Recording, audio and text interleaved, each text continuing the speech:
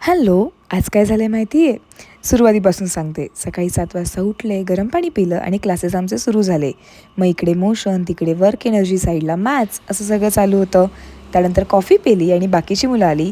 त्यांना पिक्चर दाखवला मंगळयानवरती जो बेस्ड होता तो. एवढी मज्जा आली त्यात. ते गेले, मग 9 वाजताची मुलं आली छोटीशी.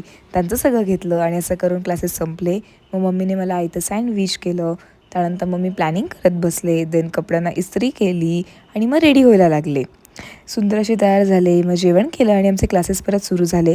ज्यांची एक्झाम आहे ते 1 वाजता आले, त्यानंतर उरलेले 1:30 वाजता, त्यानंतरची बॅच 2 वाजता, शेवटची बॅच 3 वाजता, असं करत 4:30च्या अराउंड क्लासेसमध्ये संपले.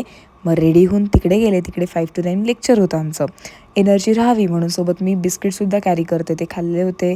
घरी आले. घरी आल्यावर मग स्पेलिंग्स असेल ते घेतलं छोट्या मुलीचं.